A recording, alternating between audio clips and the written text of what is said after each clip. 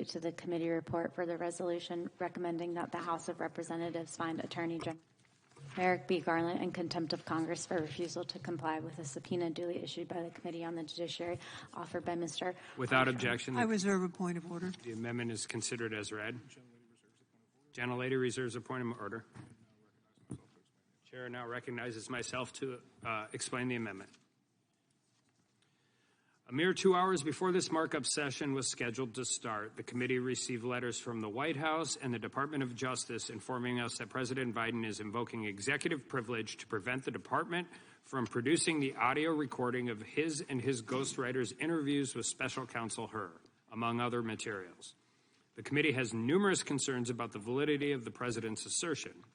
First, the president has already waived any potential assertion of executive privilege over the information discussed in his interviews with Special Counsel Hur when he leaked the transcripts of his and his ghostwriter's interviews with Special Counsel Hur to the press.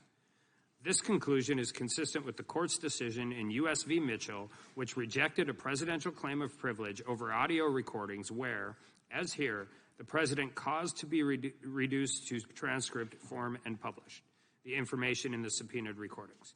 The Mitchell court concluded that the executive privilege claim was non-existent since the conversations are no longer confidential.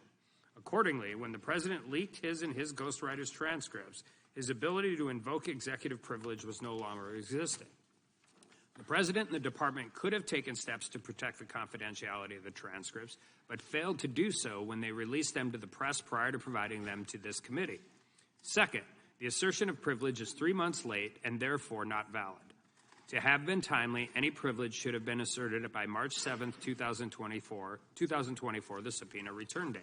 Third, even if the president's invocation was valid, which it is not, it is certainly overcome by the committee's need for this information. The committee has demonstrated a sufficient need for the audio recordings as they are likely to contain evidence important to the committee's impeachment inquiry and legislative oversight.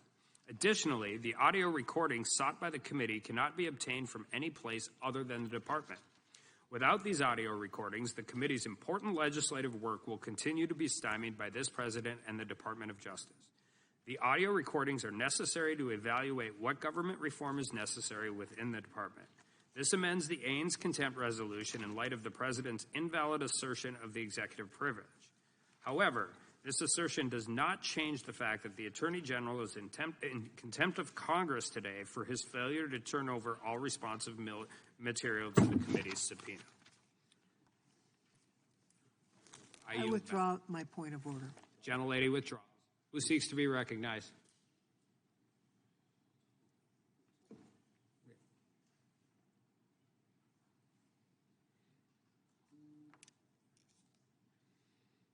Gentleman from Maryland is recognized. I have a question.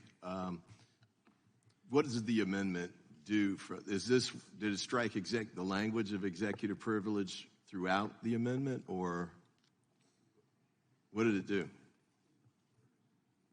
I'd ask that my time be stopped.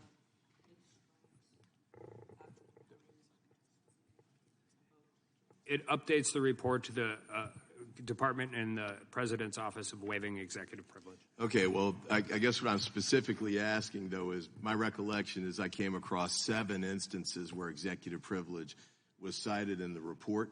That was the amendment in the nature of a substitute this morning. What's been done with those? It updates those assertions of privilege to account for the letter we received this morning. Okay. It strikes it at least 6 times. So I see. Let's see. 1, 2, 3. I counted 6, and then the insertion of the new text about what happened.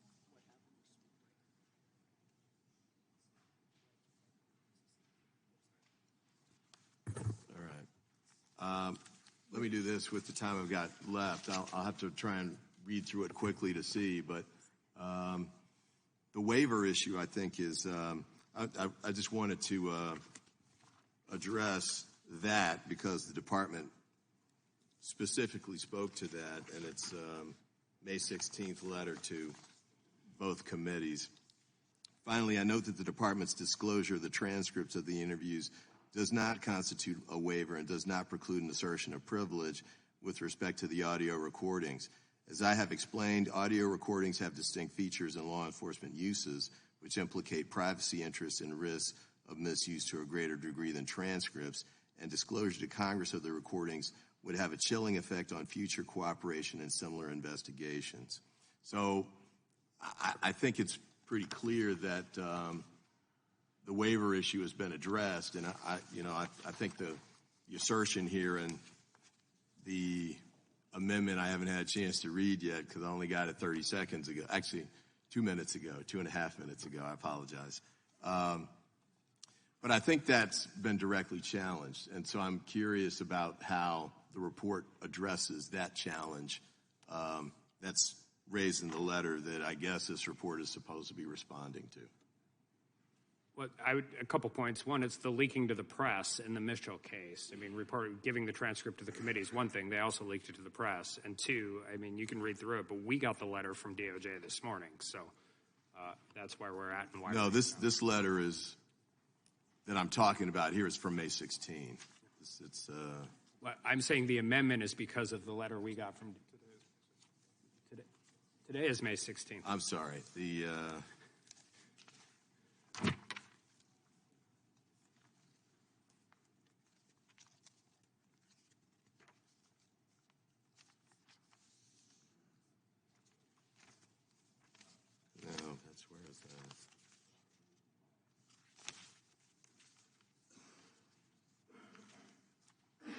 I'm sorry, this is yesterday, May 15, where they raised this point.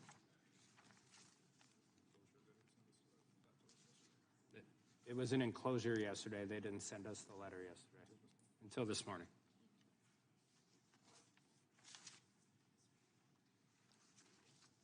Well, in any event, I haven't had a chance to look at the Mitchell case. I'm not familiar with the executive privilege being time barred in cases where it's been raised. In fact, I think just off the top of my head, some of them have been raised months, maybe even years after an initial request has been made, because frequently it takes a long time for these sorts of disputes to play out.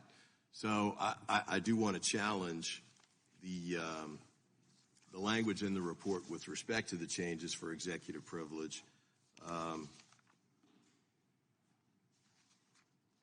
And the claims that they've made waiver of the privilege, which I don't believe is the case, and I think there's been no showing of need with respect to the contrast between the transcript and the tape, and that the committee's essentially set an artificial deadline here, which is not sufficient line to time bar the assertion of the executive privilege. And with that, I yield back. Anybody else wish to be recognized? Yes, sir. Gentlewoman from Pennsylvania. To strike the last word. Gentlelady's recognized. Thank you. I still don't see that the committee has, or that the majority has made out a sufficient legislative or oversight purpose. I mean, we seem to keep getting this word salad of it's important that we review the actual audio tape as opposed to the transcript because it's important, because we have important interests we're trying to address, so it's important. It's kind of a lot of word salad, kind of like saying that you need an appropriate rule, which would be one that's appropriate. So I would just object to the amendment on the grounds that the majority has not made out a clear legislative or oversight purpose, unless they're suggesting that there's been some kind of chicanery or something here in the Department of Education or Department of Justice or by the Special Counsel. So I would just say that I don't think that there's been the basic premise has not been met by the majority, and I would yield to Mr. Ivey. I thank the gentlelady. I'm just taking a quick look at Mitchell here now, and this was a subpoena to John Mitchell, who was then the Attorney General, from the Special Counsel. And I haven't had a full chance to read this, but in the Watergate litigation, one of the points that was made by the courts repeatedly was that intra-branch disputes were treated differently than disputes between the executive branch and the legislative branch. And it looks like here, this is also another one of the mid-trial requests for the information, which, has an exigency requirement or impact that's not present in the scenario here today. So I would urge the majority to reconsider reliance on this particular case because I think it's inapplicable for those reasons. And with that, I yield back to the gentlelady from Pennsylvania. And I would yield back. Gentleman from Oregon is recognized. Thank you, Mr. Chair. Strike the last word as to the amendment. Gentleman's recognized. So I just want to say, resorting to the phrase word salad when one doesn't want to accept what we're trying to do here is unfortunate but not unpredictable. I just would say that this committee is the Judiciary Committee, not the take it for granted committee or the we'll accept whatever you say, Mr. Hur committee. We're engaged in an oversight exercise, and the best evidence is the transcript. And the only way we would know if the transcript, I said transcript, I meant the recording. The only way we would know if the transcript is inappropriate is by comparing it to the recording. So to sit here and say we haven't called into question the transcript when we're asking for the recording is to ignore the obvious, which is we need the recording to see if the transcript is correct. We need to check on these kind of things because these are within our oversight capability and certainly duty. So to ignore all this and bring all the other peripheral stuff up that we've had to endure for the last couple of hours is interesting, a diversion, and a lot of fun conversation. But the truth of it is, if we're going to engage in our oversight function, we need the recording. And that was proven, by the way, when the gentleman from Georgia showed an audio of former President Trump.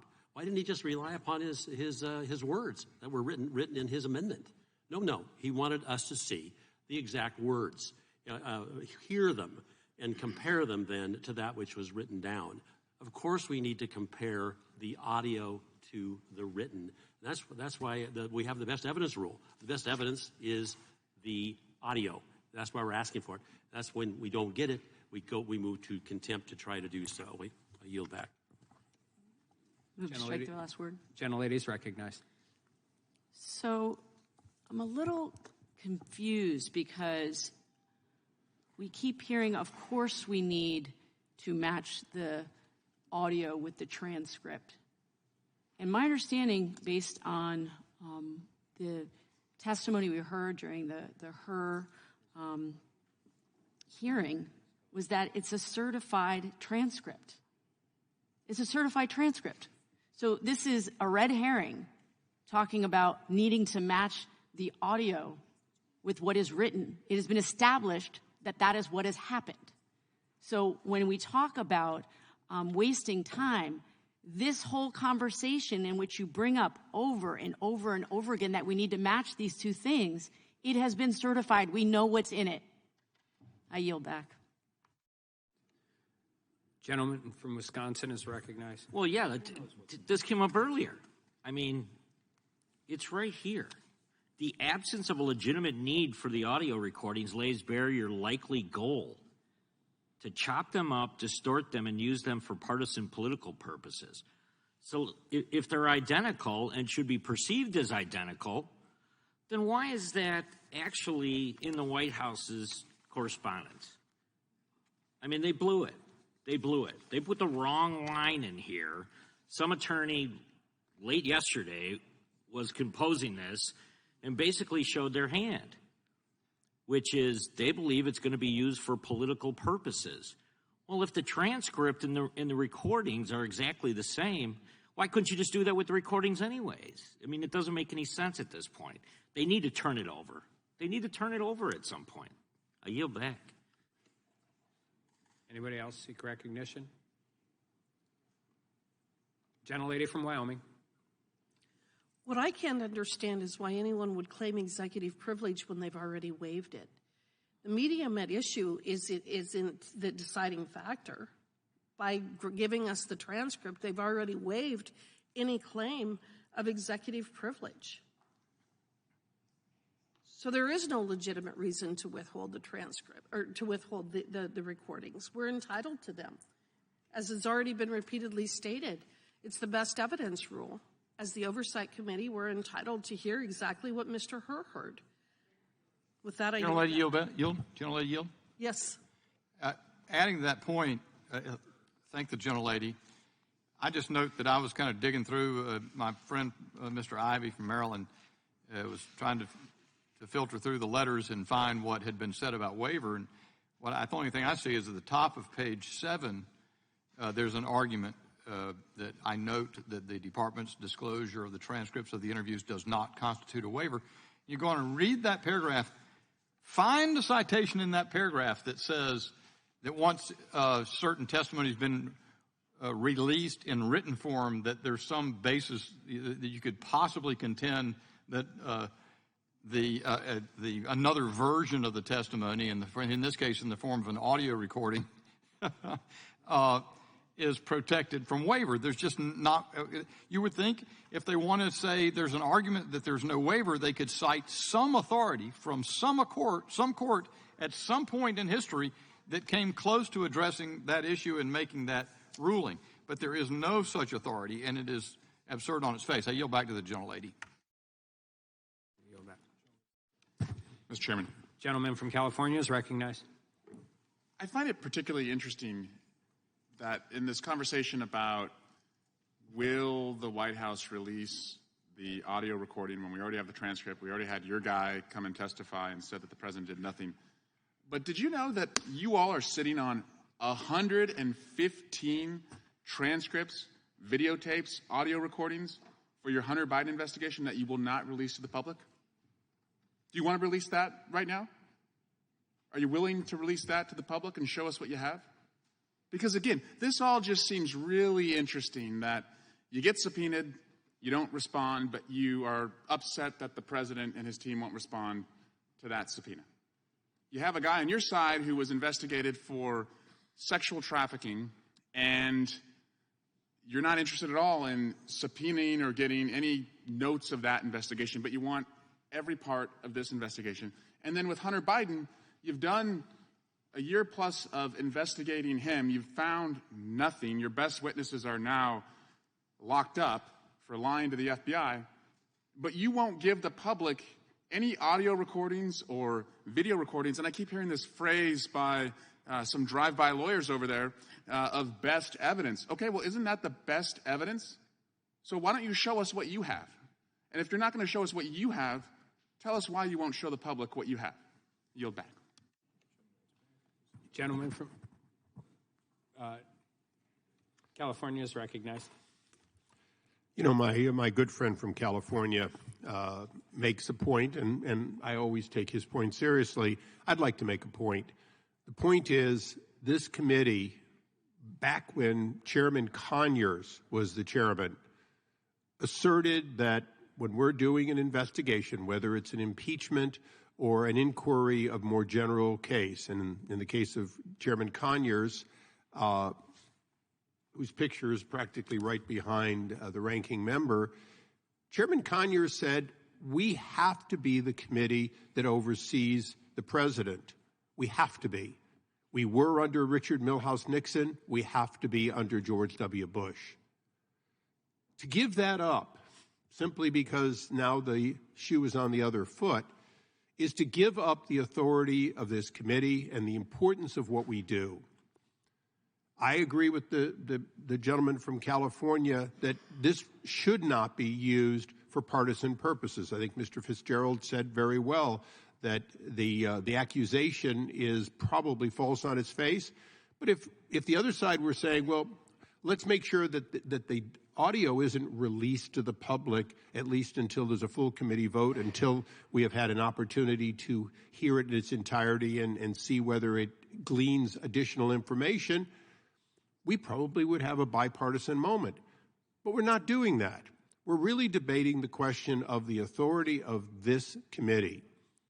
And just as Chairman Conyers grew the real respect for this committee in the Bates decision, which was taken not just through his time, but was continued and today is what we rely on for whether or not someone is to appear before this committee from the White House, we have to do the same thing here. The committees of Congress may be political bodies, but so is the White House. And in fact, the other side of the aisle is constantly telling us so is the Supreme Court. If we are political bodies, that does not change our constitutional responsibility. So I, for one, will be voting to hold in contempt if we do not get that which we have asked for under some reasonable terms, which we have not even begun to discuss. That is what we're discussing here today. I hope that the gentleman from California will think again about where this body will be in 4, 6, 8, or 10 years, just as Chairman Conyers, Chairman Hyde, and other chairmen before them have asserted that Congress has a right, and consistently the court at all levels, under all types of courts, have held those rights to be reasonable if they are in fact pursuant to our obligation. And our obligation clearly is to oversee the Department of Justice. And I thank the gentleman and yield back. Anybody else seek recognition? Gentleman from New Jersey. Thank you, Chairman. Just quickly, just a few points to be made here. I mean, if we get down to the real issue, they're afraid to reveal the demeanor, which is the best evidence here, not just what you said, how you said it. Did you ramble on? Did you have cognitive thought here? Were you just, not under any particular control of what you were saying or doing? And that's something the American people deserve to know. It's something we deserve to know. And that's point number one. Second thing is there is an executive privilege here because it was given up when the transcripts were given to us. We know that. So, again, what are we afraid of? Are we afraid to hear the audio? Why? Because I think there's concern that it's going to be very revealing as far as the cognitive state of this president. If there's no problem, if there's no issue, just send it over. We don't have to have this hearing. You know what? I think there's a good number of us wish we didn't need to have this hearing. It just would have been simpler to say yes, abide by the subpoena, give us the information, let us look at it. It would already be done. But it isn't, and we have a right to it, and there's no executive privilege. There's no protection. The information was already given in a transcript. Now the audio needs to be given too. I yield back. Gentleman yields back. Gentleman from Georgia. Thank you, Al. I have some short remarks. I find it ludicrous to think that my fellow members on the other side of the aisle believe that they have the ability to determine whether or not someone is mentally competent by listening to audio recording. I mean, that's all that you all want to have is just some audio so that you can probably splice and dice and then use it to mislead the public into buying your narrative. But the American people are not going for that. They see through the hollowness of this exercise that we're going through today. They know that the only thing you want to do is try to get something to embarrass the president with. And this is what you're reduced to after spending $20 million of taxpayer money compiling a data bank of information which reveals no wrongdoing by the president. You were hoping to find some, but you didn't, and now you're reduced to trying to find evidence that he is somehow unfit mentally for office when people can see the man doing his job every day. They can see what he's doing. They can see what he's done. They can see him in action, listen to him. We don't need further waste of taxpayer money going down this rabbit hole any further. I ask my colleagues to get serious about it. We got stuff that we need to be doing on behalf of the American people as opposed to sitting up here for 4 hours now debating the hollowness of a resolution that you all are offering, trying to hold Merrick Garland to account for not turning over an audio file that really has no relevance to what the American people are going through today. Please stop this and let's get to work doing something that benefits the American people. And I'll yield to the gentleman from Tennessee. Thank you, Mr. Johnson. I believe one of the members on the other side incorrectly said that there was something in her testimony that said the president was incompetent. He never said that. He never wrote that. No one has said or wrote that. He said he was a sympathetic character, elderly person who had a little problem with their memory. That's not saying you were incompetent. And nobody suggested that. The previous term we had, President Biden's first 2 years, has been compared to the 1964 Lyndon Johnson era as the most effective legislative actions, congressional actions in our country's history. The IRA, the quote-unquote bipartisan transportation bill, jobs and transportation bill, highways bill, the CHIPS Act, you name it. Biden got it done. He even got done finally after lollygagging monies for Israel and Ukraine. Far too late for Ukraine to resist the Russian expedited attacks, strengthened attacks while Ukraine was suffering without the equipment they should have had in the East. But they're still standing. We got them money finally, even if it was late, because Biden put it together.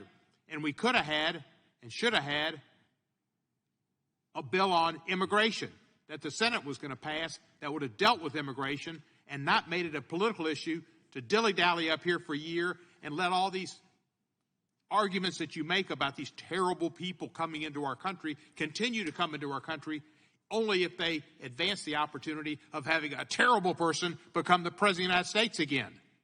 A person who has been said by more of his colleagues that he shouldn't get anywhere near the White House again. Almost all of his cabinet members. And the ones that haven't said that have gone to jail.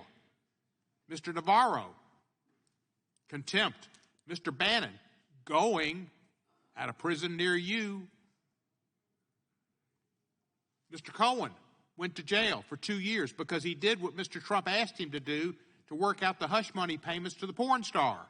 He went to jail. You lay down with dogs, you get up with fleas. Be careful, my colleagues. I yield back the balance of my time. The gentleman from Texas is recognized. I thank the chairman. Wanted to try to recenter the conversation just for a moment and might engage with a colloquy with the chairman on a simple point. When the Democrats were in charge of the committee in 2019, as I believe the chairman has mentioned today, was it not true that they held the Attorney General of the United States, Attorney General Barr, in contempt for effectively redacting material from the Mueller report that he was legally obligated to redact? Yes, it was grand jury transcripts. And so that's the standard, just to be clear, set by our Democratic colleagues, was to hold somebody in contempt for doing what he was legally required to do under the law. Yes.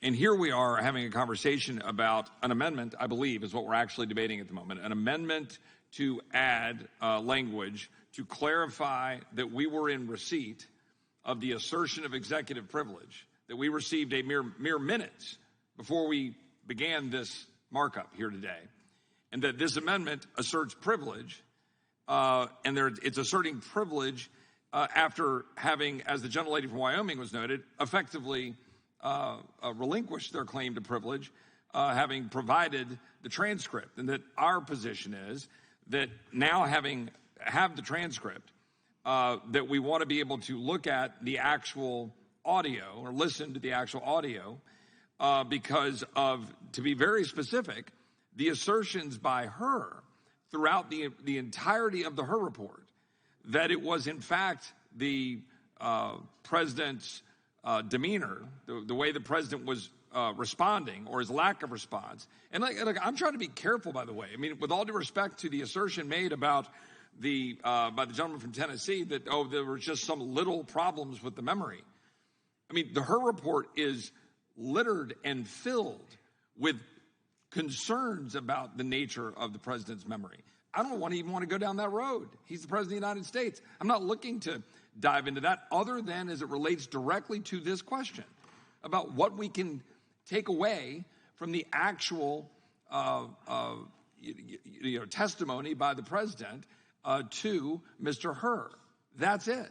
So back to recentering the question, all we're doing is debating this amendment that's talking about adding this language in about the assertion of executive privilege, which we are saying has already been essentially set aside by giving us the transcripts, and we believe that it is our oversight function to be able to simply listen to the audio file. The gentlemen agree with that, and I yield back to the chairman. The only other part to that I would say is it was also leaked to the press.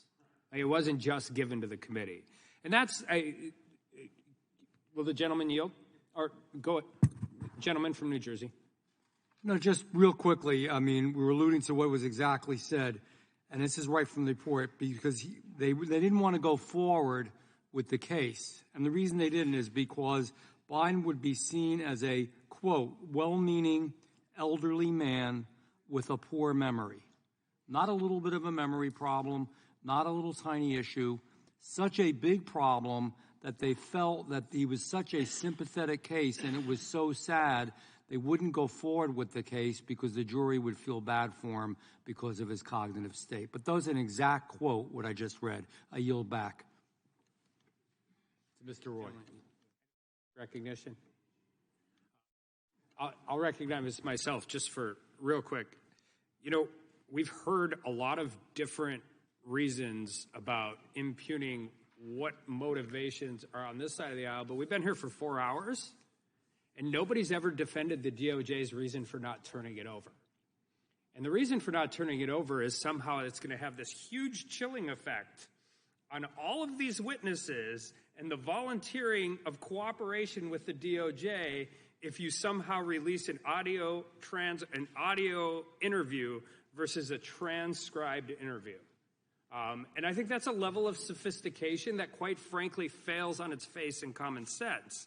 That is, I mean, the fun of it, we talk about waiving the privilege by giving the transcript, leaking it to the press, and all of those things. But that's the other part of this, which is just farcical on its face, is that somehow we are going to chill all of these DOJ investigations because of the medium in which we release something to Congress after we have already waived the privilege. And I think for all of the different things for 4 hours today, nobody's ever actually said, I can name 9 people who would have cooperated except you gave them a transcript instead of an audio recording. And because that doesn't exist, and it's an excuse, and it's an excuse that we got 1 minute before the hearing, which is why this amendment is important. And so with that, I yield back. The question will... I'd just like to remind the committee that Donald Trump refused to be interviewed by the special counsel, and if he had been interviewed and it was tape recorded, and they could have used that, could have been used in his campaigns. And I think there's the idea that this could be used politically, while as far as the legal basis, all you need is the transcript. The audio is needed for politics, not for information based on what this committee's jurisdiction is. Any question occurs on the amendment? All those in favor say aye. All those opposed say no. No. In the opinion of the chair, the noes have it. Oh. I'm sorry. In the opinion of the chair, the ayes have it. Roll call has been requested. Mr. Jordan? Yes. Mr. Jordan votes yes. Mr. Issa? Yes. Mr. Issa votes yes. Mr. Gates? Mr. Biggs? Mr. McClintock? Mr. Tiffany? Mr. Tiffany votes aye. Mr. Massey? Mr. Roy? Aye. Mr. Roy votes aye. Mr. Bishop? Ms. Spartz? Mr. Fitzgerald? Mr. Fitzgerald votes aye. Mr. Bentz? Mr. Klein? Mr. Klein votes aye. Mr. Armstrong? Yes. Mr. Armstrong votes yes. Mr. Gooden? Mr. Gooden votes aye. Mr. Van Drew? Yes. Mr. Van Drew votes yes. Mr. Nels? Yes. Mr. Nels votes yes. Mr. Moore? Mr. Moore votes yes. Mr. Kiley? Mr. Kiley votes aye. Ms. Hageman? Yes. Ms. Hageman votes yes. Mr. Moran? Ms. Lee? Yes. Ms. Lee votes yes. Mr. Hunt? Mr. Fry? Yes. Mr. Fry votes yes. Mr. Nadler? Ms. Lofgren? Ms. Lofgren votes no. Ms. Jackson Lee? Mr. Cohen? Mr. Cohen votes no. Mr. Johnson? Mr. Johnson votes no. Mr. Schiff? Mr. Schiff votes no. Mr. Swallow? Mr. Swallow votes no. Mr. Liu? Mr. Liu votes no. Ms. Jayapal? Ms. Jayapal votes no. Mr. Correa? Mr. Correa votes no. Ms. Scanlon? Ms. Scanlon votes no. Mr. Neguse? Ms. McBath? Ms. McBath votes no. Ms. Dean? Ms. Escobar? Ms. Ross? Ms. Bush? Mr. Ivey? Ms. Ballant? Ms. Ballant votes no.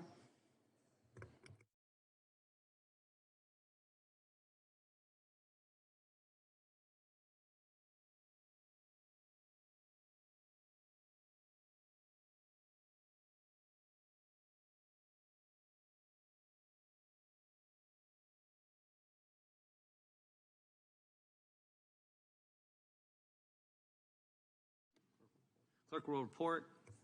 Mr. Chairman, there are 15 ayes and 11 noes. The ayes have it, and the amendment is adopted. The question now is on adoption of the amendment in the nature of a substitute. This will be followed